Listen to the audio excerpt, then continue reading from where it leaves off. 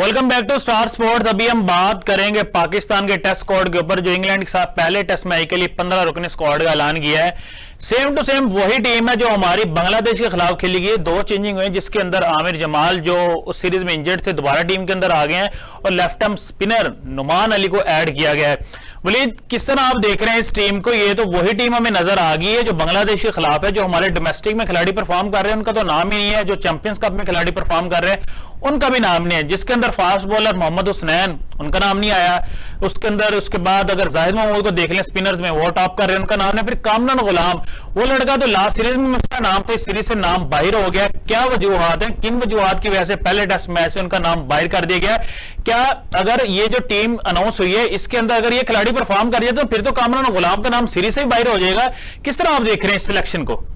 अली, बिल्कुल आप दुरुस्त कह रहे हैं कि कुछ दो खिलाड़ियों की चेंजेस की गई हैं और जो हमारा बांग्लादेश के खिलाफ स्क्वाड था उसी को हम लेके आए हैं। जी। तो इस पर आपने बात की मोहम्मद हुसनैन की, कामरान गुलाम की और जाहिद महमूद की। क्या मोहम्मद हुसनैन इतने फिट हैं कि वो टेस्ट क्रिकेट में बॉलिंग कर सकें? नहीं। मोहम्मद हुसनैन सिर्फ 4 ओवर्स के स्पेल कर रहे हैं अपने, और 4 ओवर्स के स्पेल में भी कुछ मैचेस में उन्होंने 4 ओवर्स पूरे नहीं किए। सही। मोहम्मद हुसनैन जो है वो माजी में भी हमने देखा कि उनको जब 50 ओवर्स क्रिकेट में लाया गया तो वो 7 से 8 ओवर की कैपेसिटी रखते थे। आप जब छोटे स्पेल्स के साथ टेस्ट क्रिकेट में इसको करेंगे, यूज करेंगे फास्ट बॉलर्स को, तो एक पॉजिटिव साइन होगा। लेकिन जो अभी देखा जा रहा है कि सस्टेनेबिलिटी ऑफ सिलेक्शन पे फोकस किया जा रहा है, तो जब सस्टेनेबिलिटी ऑफ सिलेक्शन पे फोकस किया जाता है तो फिर मतलब होता है कि आप 1-2 चेंजेस के साथ जाएं। तो एक आधी चेंज जो है वो उसके साथ गए हैं, पाकिस्तान की सिलेक्शन कमेटी उसके साथ गई है और उसको कंटिन्यू करना चाह रहे हैं। और ये एक अच्छी चीज है कि आप एक कोच कप्तान की मर्जी के साथ सिलेक्शन कर रहे हैं और कोच कप्तान को भरपूर मौका दे रहे हैं कि वो अपने पसंद के और अपने मतलब के खिलाड़ी लेके आए। अगर ये परफॉर्म नहीं करते, अगर इनकी परफॉर्मेंस बांग्लादेश वाली ही रहती है तो फिर जेसन गिलेस्पी से भी सवाल किया जाएगा और शान मसूद से भी सवाल किया जाएगा। फिर जो है इस पर जो है वो डिटेल्ड जो है वो इस पे एक ओवरव्यू दिया जाएगा। जो अभी कनेक्शन कैंप में भी बात हुई कि हमें सस्टेनेबिलिटी की तरफ जाना चाहिए, हमें जो है वो स्ट्रॉन्ग क्रिकेट करवानी चाहिए। तो इस जो सीरीज है ये पाकिस्तान के लिए बहुत जरूरी सीरीज है इंग्लैंड वाली। इससे हम टेस्ट चैंपियनशिप में टॉप पे भी जा सकते हैं, दूसरे नंबर पे और तीसरे पे भी जा सकते हैं, और उसके बाद अगर हमें 1-2 टेस्ट की सीरीज मिल गई तो हम दूसरे पे भी जा सकते हैं, क्योंकि हम अभी अपनी बैड परफॉर्मेंस बांग्लादेश के खिलाफ दे चुके हैं। तो अगर हम 2 टेस्ट वो भी जीत जाते तो हम शायद टेस्ट चैंपियनशिप का फाइनल भी खेल जाते। तो मेरे ख्याल से अभी जो है वो सस्टेनेबिलिटी ऑफ सिलेक्शन पे जा रहे हैं। जब सस्टेनेबिलिटी ऑफ सिलेक्शन देखी जाएगी तो उसमें खिलाड़ियों का होना लगा रहेगा। अभी सबसे बड़ी बात यह है कि आपने वो खिलाड़ी सिलेक्ट किए जो 100% फिट है। जो फास्ट बॉलर्स अभी 3 देख रहे हैं, अमीर हमजा, शाहीन अफरीदी और नसीम शाह, वो भी प्रॉपर फिट नजर आ रहे हैं। शाहीन शाह अफरीदी को नो डाउट अभी इंजरी हुई थी, लेकिन हमने जो भी उनसे गुफ्तगू की कुछ दिन पहले एक जो है प्राइवेट मीटिंग में, उन्होंने ये कहा कि वो बिल्कुल फिट है और वो प्रॉपर। जब लीड प्लेयर तो खिलाड़ी कोई भी नहीं कहता कि मैं फिट नहीं हूं। शाहीन शाह अफरीदी ने तो कहना मैं 100% फिट हूं। तो क्या आपको लग रहा है कि वो जैसे स्टार्टिंग में आए थे 140 प्लस बॉलिंग करते थे, जो अभी लास्ट सीरीज देखी इसके अंदर भी हमने वो रिदम, वो बॉलिंग नहीं देखी, इसी वजह से दूसरे मैच के अंदर भी ड्रॉप हुए थे। तो क्या इस तरह पुराने शाहीन शाह अफरीदी में नजर आएंगे इस टेस्ट सीरीज में? अली, बिल्कुल आप दुरुस्त कह रहे हैं। शाहीन शाह अफरीदी जब से इंजर्ड हुए हैं वो वाली पेस नहीं है उनकी। इसी तरह से हमने देखा माजी में भी जो खिलाड़ी इंजर्ड होता रहा उसकी वो वाली पेस नहीं आती।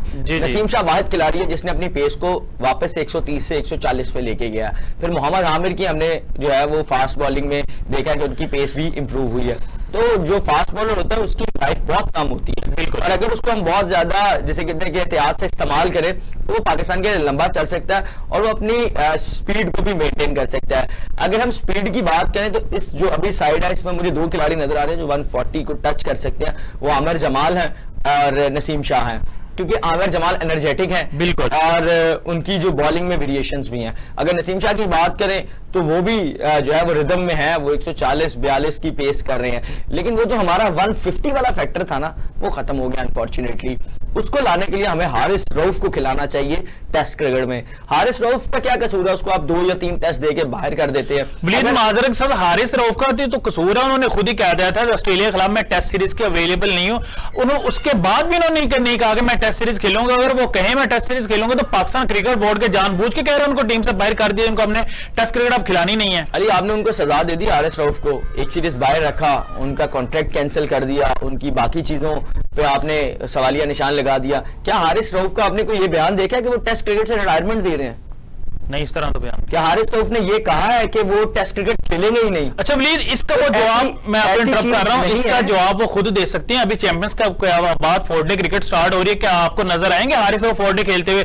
मुझे तो नहीं लग रहा, क्योंकि इससे पहले उन्होंने इतनी डोमेस्टिक क्रिकेट नहीं खेली। अगर वो अभी भी नहीं खेलते तो फिर इसका मतलब है वो टेस्ट के लिए इंटरेस्टेड नहीं है, वो टेस्ट क्रिकेट नहीं खेलना चाहते, वो सिर्फ व्हाइट बॉल ही खेलना चाहते हैं। मेरे ख्याल से हारिस रऊफ जो है वो आपके डोमेस्टिक सीजन में भी नजर आएंगे, क्योंकि पीसीबी ने ये पॉलिसी बनाई है तो जो भी खिलाड़ी टीम से बाहर होगा वो डोमेस्टिक क्रिकेट कंपलसरी खेलेगा, वरना उनके सेंट्रल कॉन्ट्रैक्ट में तनजली कर दी जाएगी और सेंट्रल कॉन्ट्रैक्ट उनका वापस भी लिया जा सकता है। अभी जो सबसे बड़ा मसला ये आ रहा है कि पीसीबी ने सेंट्रल कॉन्ट्रैक्ट का ऐलान करना है कुछ ही दिनों में, अपना कुछ ही जो है ना उसमें इन्होंने करना है कॉन्ट्रैक्ट का ऐलान। तो जब कॉन्ट्रैक्ट का प्रॉपर ऐलान हो जाएगा उसके बाद पता चलेगा कि कौन सा खिलाड़ी कहां फिट हो रहा है। अभी तक खिलाड़ियों को 3 महीने से सेंट्रल कॉन्ट्रैक्ट नहीं मिले। हम इस पे बात क्यों नहीं करते कि सेंट्रल कॉन्ट्रैक्ट क्यों नहीं खिलाड़ियों को दिए गए?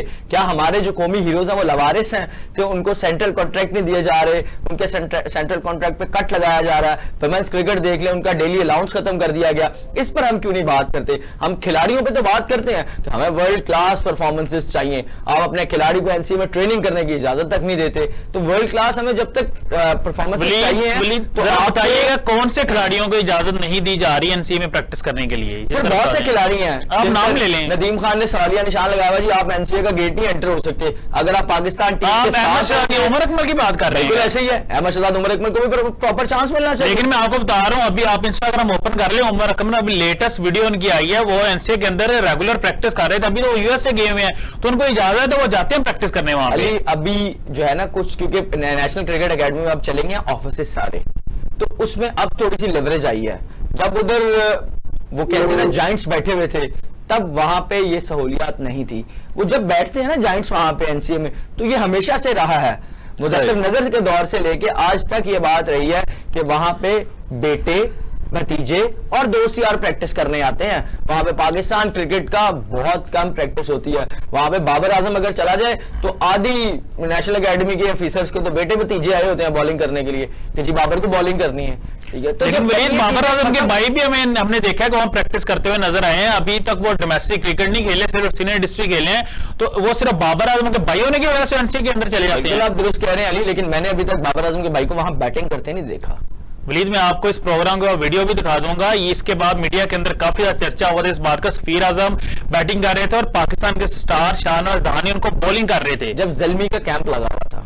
नहीं वलीद, ये उससे पहले की बात है, जल्मी के कैंप की बात नहीं। जल्मी का कैंप जब लगा हुआ था वो यहाँ पे गनिंग क्लास के अंदर लगा हुआ था, वहां पे जा रहे हैं। लेकिन नेशनल क्रिकेट अकादमी का पेशावर जल्मी का जो कैंप लगा था उन दिनों सफीर आजम गए थे, बिल्कुल गए थे, वहां पे जाकर उन्होंने प्रैक्टिस भी की थी। अगर उन्होंने वहां प्रैक्टिस की है तो ये इंतहाई अफसोसनाक है, जैसा कि मैंने पहले बात की है कि भतीजे भाई बेटे वो प्रैक्टिस कर रहे हैं। तो जब उनको प्रैक्टिस का मौका दे रहे तो फिर खिलाड़ी कहां जाकर प्रैक्टिस करेगा? इसी तरह वुमेन्स क्रिकेट की बात करें तो वुमेन्स क्रिकेट में भी आपकी जो 11 खिलाड़ी है उनके अलावा किसी को जाने की एनसीए में इजाजत नहीं है।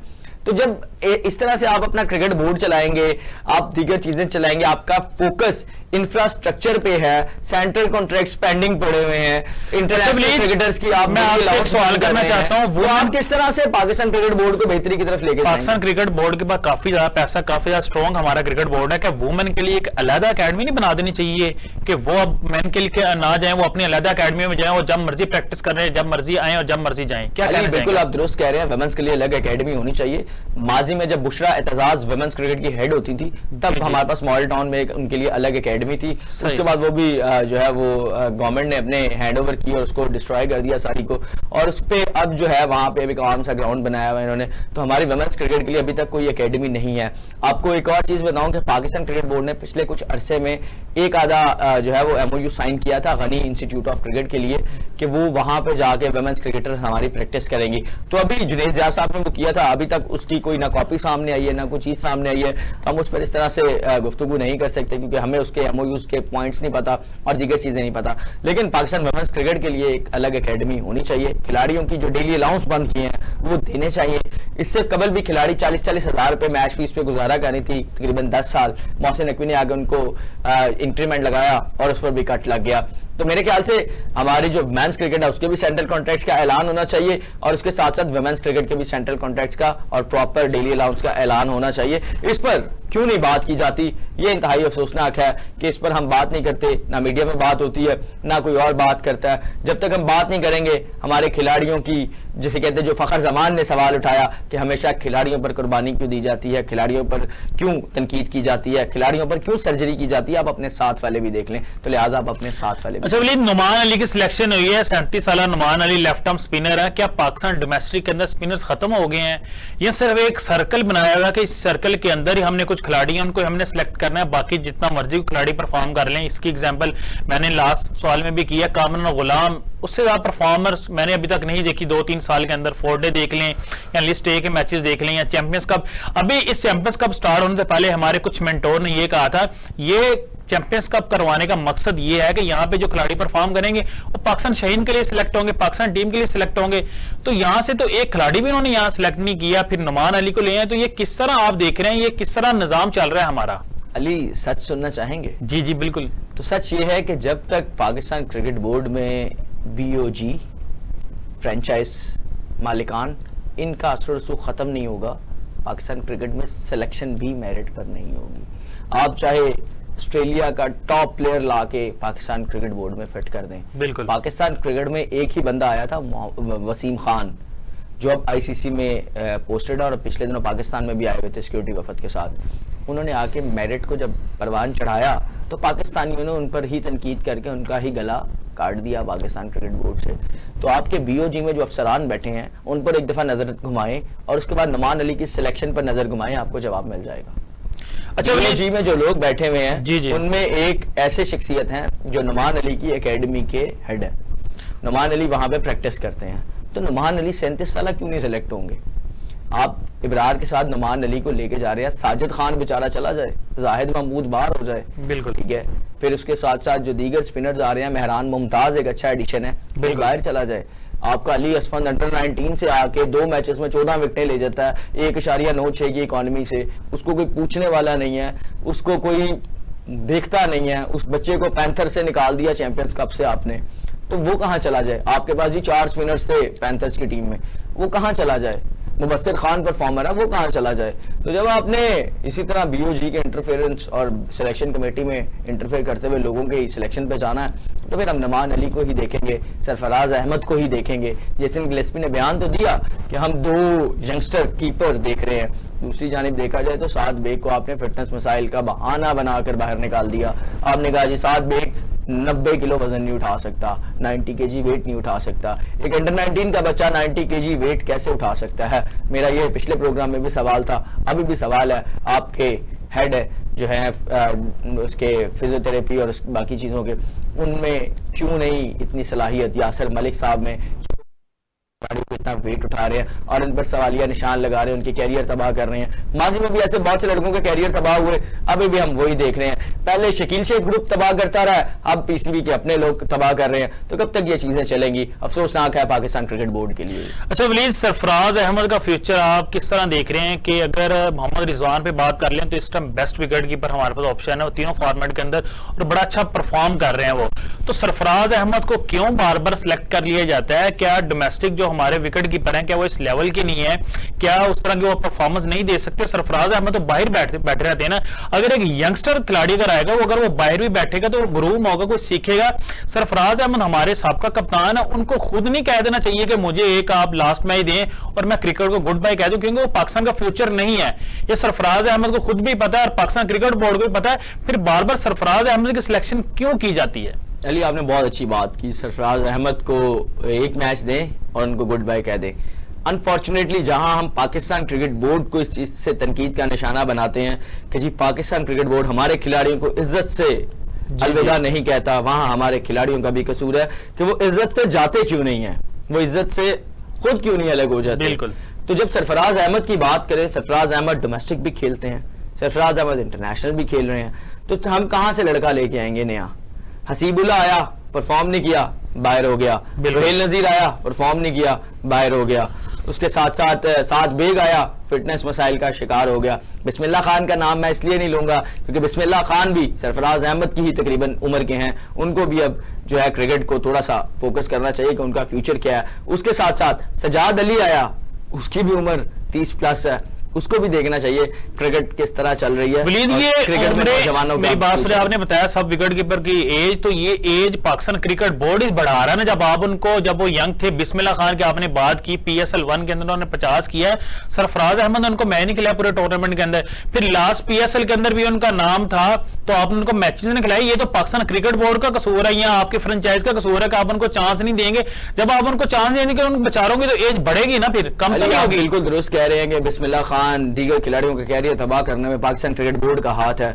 तो जब पाकिस्तान क्रिकेट बोर्ड इन लोगों को सपोर्ट करता है तो ये वही लोग हैं जो कहते हैं हमने इस नंबर पे नहीं खेलना, इस नंबर पे नहीं खेलना, इस नंबर पे नहीं खेलना। हमने पिछले PSL में भी देखा, हसीबुल्लाह पूरा टूर्नामेंट बाहर बैठा रहा, हमें किसी ने सवाल नहीं किया कि हसीबुल्लाह को क्यों बाहर बैठाया। हमने कहा कि ठीक है यंगस्टर है यार, जीत रहे हैं, आपने उस चक्कर में कर दिया। आप एक ओपनर को उठा के हसीबुल्लाह को आपने बाहर बैठाया, विकेट कीपर भी अच्छा है, हाइट भी अच्छी है, जान भी मारता है। तो हमें हमारी जो क्रिकेट है ना, टेस्ट क्रिकेट या दीगर क्रिकेट, ये 30 से नीचे रह गई है।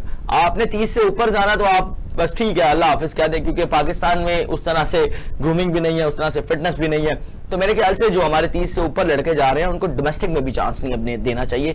आपको डोमेस्टिक भी अब यंगस्टर्स को खिलानी चाहिए। अंडर 19 का जो जेनुइन लड़का है उसको अंडर 19 में खिलाना चाहिए, उसके बाद लड़कों को बतदरीज अपने कायजन ट्रॉफी तक लेके आना चाहिए, उसके बाद पाकिस्तान टीम में आना चाहिए। जब PSL में ये मामलात बंद होंगे ना, कि सिफारशी कल्चर बंद हो जाएगा, तेरा दोस्त मेरा दोस्त टीम में आएगा, ये बंद हो जाएगा, तो पाकिस्तान क्रिकेट को भी अच्छे खिलाड़ी मिलने लग पड़ेंगे। हमने देखा जिस स्पेल से नसीम शाह निकला, जिस स्पेल से फखर जमान निकला, ये वो स्पेल था कि जहां पे कोई सिफारशी कल्चर हमें नजर नहीं आया, टीम में मेरिट पे सिलेक्शन होती थी।